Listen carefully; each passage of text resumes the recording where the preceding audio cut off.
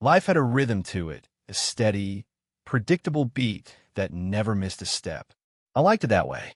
Waking up at the same time every morning, sipping the same brand of coffee, heading off to work, coming home to my wife, Rachel, eating dinner together, watching a little TV, then off to bed. It wasn't the kind of life that made for an exciting story, but it worked. It was stable, and stability meant control. Rachel never seemed to mind a routine either, until she did. I signed up for a yoga class, she said one night over dinner, twirling her fork around in her pasta. Her tone was casual, but there was something underneath it, a kind of excitement I hadn't heard in a while. Yoga? I glanced up briefly. Since when are you into that? She shrugged, reaching for her water. I figured I'd try something new. There's this club that just opened downtown, Infinity Wellness. They got a great program, really good instructors. I stabbed a piece of chicken with my fork and nodded. Sounds nice. I heard yoga's great for posture. And you know how my back always aches. She did complain about her back a lot. That part wasn't a lie. But still, something about this announcement made me pause. Rachel wasn't the type to go out of her way to join clubs. She'd never been into fitness, never cared about anything more than the occasional run on the treadmill in our garage. And now, suddenly, she was committing to a whole class? It felt odd, but I let it go. If it made her happy, what did I care? For the next few weeks, she followed a strict schedule. Mondays, Wednesdays, and Fridays, right after work, she'd head out, yoga mat in hand, dressed in those tight leggings and sleek tops that seemed to get smaller and tighter with every passing class. I told myself I was imagining things, but a voice in the back of my head whispered that something wasn't adding up. At first, I barely thought about it. I had my own routine. Work kept me busy, and by the time I got home, I was usually too tired to question much of anything. But then little things started standing out. Rachel had always been casual about her appearance at home. Baggy sweatpants, loose t-shirts, hair in a messy bun. That was her usual look. But now, she was suddenly wearing makeup before heading class. Lip gloss, even mascara. And her hair, always neatly tied back, was suddenly done up in sleek ponytails, framing her face in a way that made her look like one of those women you see in fitness commercials. She smelled different too. Perfume. Subtle, but unmistakable. Since when do you wear perfume to a workout? I had asked one evening, half joking. She laughed, brushing me off. Oh, come on, it's just a little spritz. I don't want to smell gross around other people. It was a reasonable excuse, but it didn't sit right. Then there were the times she came home late. Not too late, just late enough to be noticeable. We all stayed back to chat, she'd say with a light-hearted shrug. It's a great group, super supportive. You'd like them. I wasn't interested, but something inside me started buzzing like an itch I couldn't scratch. I should have paid closer attention earlier. Should have questioned more. But I didn't, at least not until that night when everything clicked. It was just another evening. I was lying in bed, scrolling through my phone, not looking for anything in particular, just passing the time before sleep. That's when I saw it. A picture. A group photo from Rachel's so-called yoga class, posted by some fitness influencer I'd never heard of. I wouldn't have even noticed it if her name hadn't been tagged. I clicked on it. Rachel was right there in the middle of the photo, front and center, smiling wide. And standing beside her, too close beside her, was a man I'd never seen before. Tall, muscular, tanned. The kind of guy who looked like he lived in the gym, with arms carved from stone and a cocky smirk that made my stomach twist. His shirt clung to his chest, barely concealing the strength underneath, and the way Rachel was angled toward him. It was subtle, but I saw it. She was comfortable with him. Too comfortable. I clenched my jaw and kept scrolling. More pictures. More comments. Women gushing over him in the replies, calling him things like coach and the best motivator ever. I clicked on his profile. His name was Damien. A fitness trainer, apparently. I scrolled further. Then I saw it. Another picture. This time just Rachel and him. She was laughing, her head tilted back, looking at him like he'd just said something hilarious. His hand was close to her waist, hovering, not quite touching, but just enough to make my blood pressure spike. I gripped my phone tighter, feeling something in my chest tighten. I wasn't the jealous type. Never had been. I wasn't the kind of guy who obsessed over his wife's every move. But this wasn't right. This wasn't just yoga. I didn't need to play detective. I didn't need to investigate.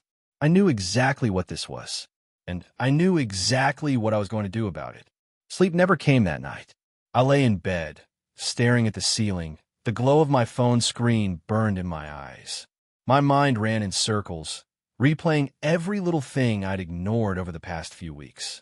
Every excuse, every late return, every smile she gave in that damn picture.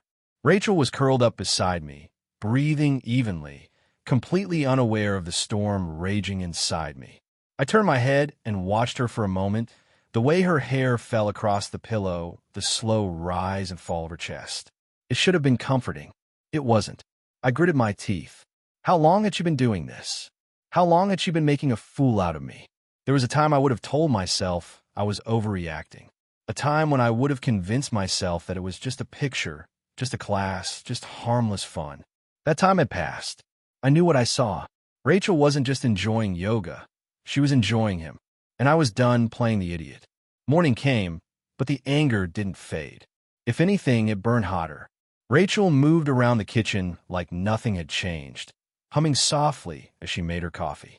She was wearing a fitted long-sleeve top and leggings, her usual yoga outfit, looking put together in a way that suddenly made my skin crawl. I leaned against the counter, arms crossed, watching her. She felt my eyes on her and glanced up. "What?" she asked with a little smile.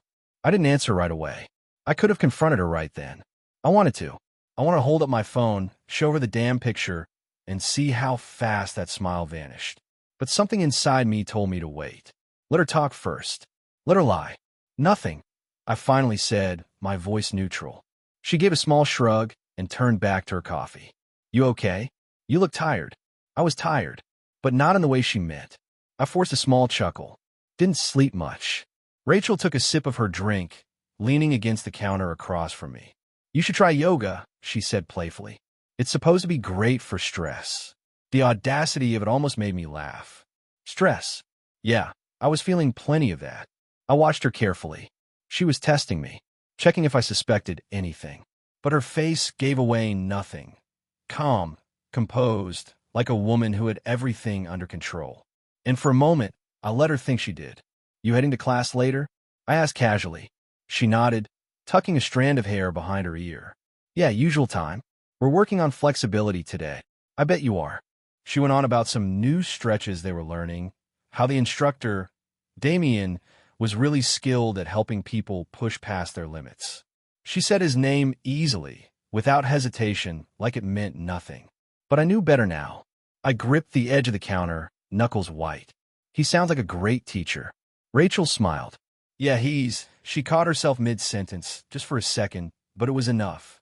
"He's very experienced." Experienced. I could almost hear the hesitation in her voice. See the brief flicker of thought behind her eyes. She was choosing her words carefully now. She was aware. That was all the confirmation I needed. I waited until she left the house.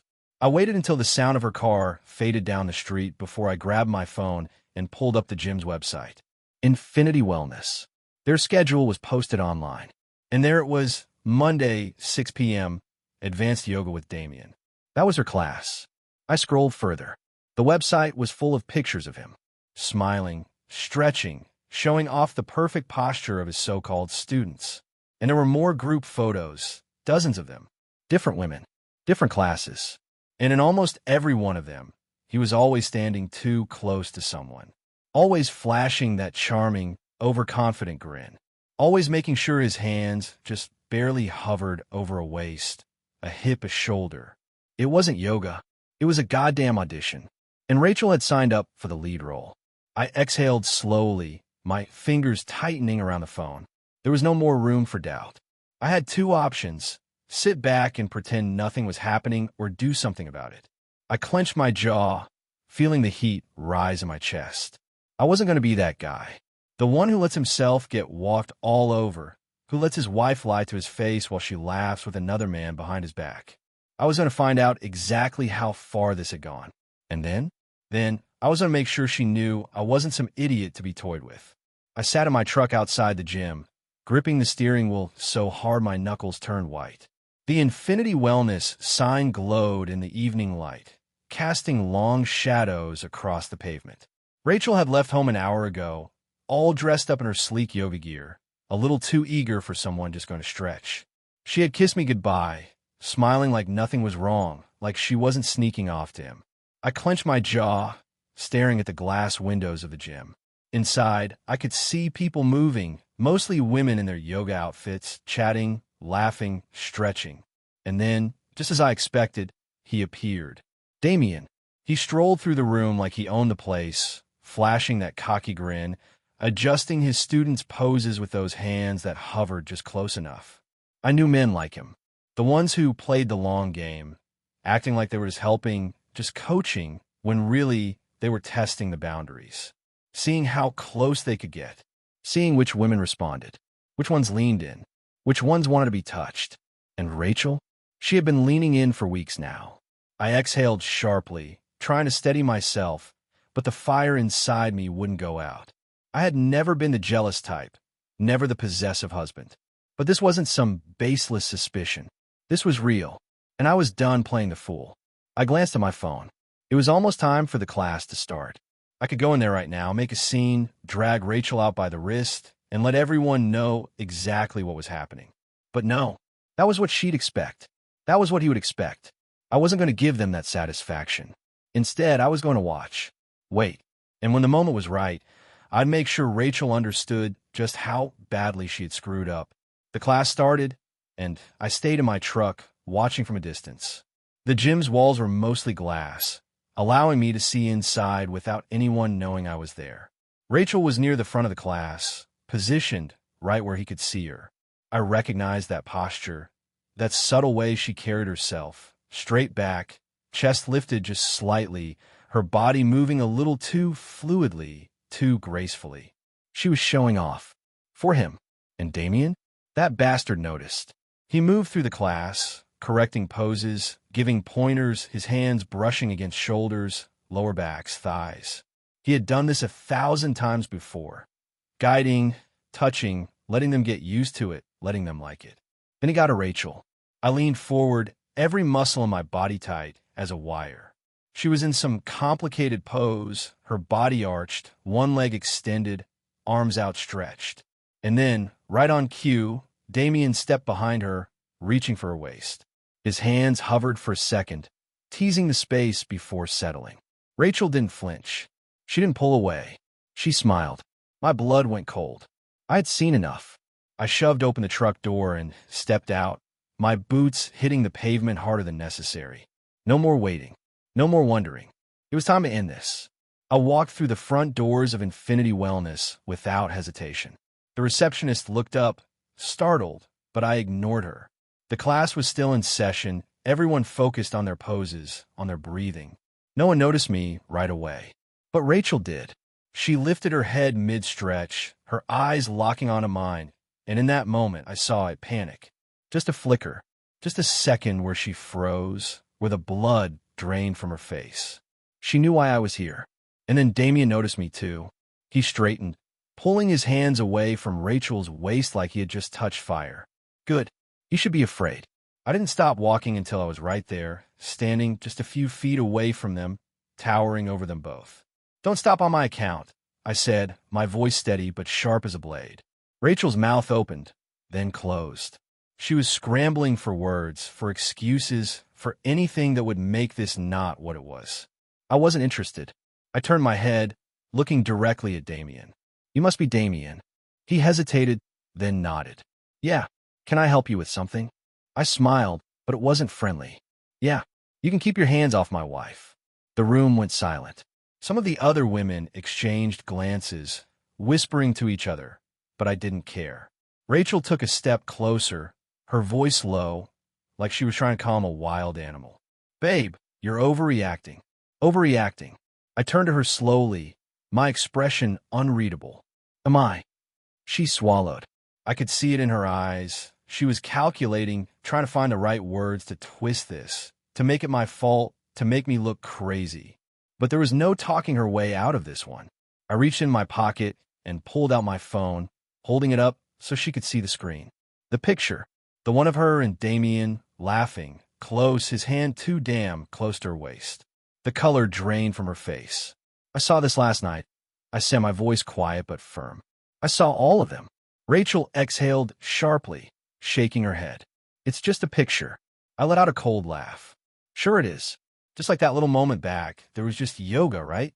I gestured toward the spot where Damien had been standing just seconds ago, his hands on her body like he had any right. Her mouth opened again, but nothing came out. Damien shifted uncomfortably. Look, man, maybe we should talk outside. I cut him off with a sharp look. You don't get to talk.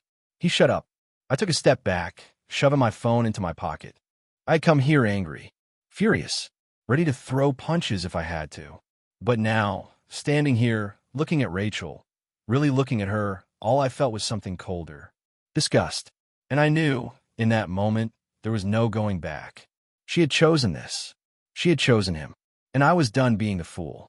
I turned on my heel and walked away. Rachel called after me, her voice sharp with something between anger and desperation. Where are you going? I didn't look back. Home, I said. Where you won't be. I didn't go straight home. I needed time to think, time to let the fire in my chest settle before I made any decisions I couldn't take back. Not that there was much to decide. Rachel had already made the choice for both of us. So I drove. I didn't know where I was going, and I didn't care. The streets blurred past me in a haze of headlights and neon signs. My fingers gripped the steering wheel tight. My jaw locked as my mind kept playing the last 30 minutes on repeat. Rachel's face when she saw me. The way Damien had taken a step back. All that fake confidence draining from his smug face. The hushed whispers of the other women in the class. I should have felt satisfied. I should have felt like I'd won something. But there was no victory here. Only loss. At some point, I pulled into the parking lot of a bar I hadn't been to in years. A place I used to hit up in my younger days, back when life was simple, when I didn't have a wife who smiled at another man the way she used to smile at me.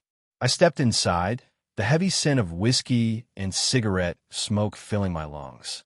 The place was half empty, a few scattered souls nursing their drinks, lost in their own troubles. I walked up to the bar, nodding at the bartender. Whiskey. Neat. The glass hit the counter a few seconds later, amber liquid sloshing gently inside. I picked it up, staring into it like it held some kind of answer. It didn't. I took a sip, the burn spreading through my chest, dulling the edges of my anger. But it wasn't enough. Nothing would be enough. My phone buzzed in my pocket. I didn't need to check it to know who it was. Rachel. I ignored it. It buzzed again, and again. Finally, I pulled it out and glanced at the screen. Rachel. 6 missed calls, 3 new messages. I exhaled sharply, unlocking the phone. The messages were exactly what I expected. Come home. We need to talk. Please don't do this. You're overreacting. I swear nothing happened. You're making a mistake. A mistake. I let out a dry laugh, shaking my head. She really thought she could talk her way out of this. That I'd just swallow whatever excuse she came up with like I'd been blind and stupid all along. Not this time. Not ever again. I set my glass down and typed out my reply. Don't be there when I get back. I hit send, turned my phone face down, and drained the rest of my whiskey in one long gulp. It was done. When I finally pulled into the driveway, the house was dark. For a second, I just sat there, gripping the steering wheel, staring at the front door. It looked the same as always, like home. But I knew better. It wasn't home anymore. I stepped out of the truck, my boots crunching against the gravel. The night air was crisp, but it did nothing to cool the heat burning inside me. I pushed open the front door, half expecting Rachel to be waiting, ready to launch into another round of excuses. But she wasn't there. The house was silent. Good. I walked through the living room, flicking on the light. Nothing looked different, but everything felt different. The couch we used to sit on together, watching dumb reality shows. The table where we ate dinner, where she told me about her day, where she first mentioned him. It was all tainted now. I walked into the bedroom. Her closet was still full. Her makeup was still on the dresser. A half-empty bottle of perfume sat next to the mirror, the same perfume she had started wearing when she joined that damn yoga class. I grabbed it and threw it straight into the trash. Then I grabbed a duffel bag from the closet and started packing. Not my stuff. Hers. Shirts, jeans, shoes. I didn't give a damn about folding. Didn't care what got wrinkled. I just stuffed it all in, moving fast, fueled by something cold and relentless. By the time I was done, The bag was overflowing. I grabbed it, walked to the front door, and dropped it outside on the porch. Then I sent her another text. Me, your stuff's outside. Come get it before morning. Don't come in. I stared at the screen for a second, waiting. 3 dots appeared, then disappeared. She had nothing left to say, and I had nothing left to hear. I locked the door behind me, walked to the kitchen, and grabbed a beer from the fridge. Then I sat down at the table, the same table where she had laughed, where she had told me she loved me, where she had planned her damn yoga schedule like I was too dumb to notice. I cracked the beer open and took a long sip. Rachel was gone, and for the first time in weeks, I finally felt like I could breathe. Morning came, but sleep never did. I sat in the living room, staring at nothing, the empty beer bottle still on the table in front of me. The house was quiet, too quiet. No sound of Rachel moving around the kitchen, no hum of her morning playlist, no smell of coffee drifting through the air. She was really gone, and yet it didn't feel real. I exhaled slowly, rubbing my temples. My head ached, not from the beer, but from the weight of everything that had happened in the last 24 hours. I had thrown her out. There was no coming back from that. Not that I wanted her back. I pushed off the couch and walked to the front door, cracking it open just enough to glance outside. The duffel bag was gone. Good. I shut the door and locked it. She had come and gone without knocking, without trying to force another conversation. That was a relief. But it also meant one thing: she wasn't done yet. Rachel wasn't the kind of woman to just let go. And I was right. Not even an hour later, my phone buzzed. I sighed, already knowing who it was before I looked. We need to talk. Face to face. Just once. Please. I stared at the message for a long time, debating. I could ignore it, block her, walk away from this completely. But something inside me wouldn't let me. Not yet. I needed to hear what excuse she had been preparing all night. Not because I believe it, but because I wanted to look her in the eye and watch her squirm under the weight of her own lies. So I texted back. Fine. 1 hour. Park by the lake. She replied instantly. Thank you. I didn't bother responding. The lake was about 10 minutes from the house. It was where we used to go when we first got together, back when life was simple, back when she wasn't sneaking around with her damn yoga trainer. I pulled into the lot, cutting the engine. Rachel's car was already there. She was waiting, leaning against the hood, arms crossed. She was wearing jeans and a hoodie, hair tied back, no makeup. She looked tired. Good. I stepped out of my truck and walked toward her. I didn't bother with small talk. Say what you need to say. Rachel exhaled, hugging herself. I know you hate me right now. I didn't respond. She swallowed. But I swear, nothing happened. I let out a dry laugh. You think I'm stupid? No, she sighed, shaking her head. I know what it looked like. I know how it must have felt, seeing that picture, seeing me there with him. Him. I let the word roll off my tongue. You mean Damien? Her eyes flickered. She was nervous. Good. I took a step closer. Tell me something, Rachel. When did it start? The moment you walked into that gym? Or did he take his time, working his way into your head before you finally let him in? She flinched. It wasn't like that. Then what was it? I demanded, voice sharp. You tell me, Rachel. You explain to me why my wife suddenly started dressing up for yoga, coming home late, and smiling at some trainer like he was the best thing to ever happen to her. She opened her mouth, but no words came out, because there was no real explanation, no excuse that would make this okay. Finally, she sighed, her shoulders slumping. I liked the attention. The words hung in the air between us, heavy and ugly. I laughed, shaking my head. Of course you did. She took a step forward, reaching for my arm, but I pulled back before she could touch me. Please, she said, her voice softer now. I never slept with him. I never crossed that line. I clenched my jaw.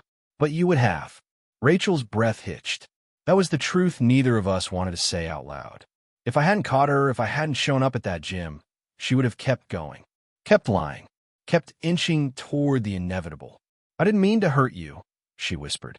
I shook my head, staring at her, like I didn't even recognize the woman in front of me anymore. You already did. Silence. She looked down, biting her lip, fighting back tears. What happens now? I exhaled slowly, running a hand through my hair. What happened now? Now I moved on.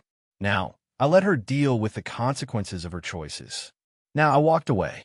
For once in your life, Rachel, I said, voice cold, you don't get to decide.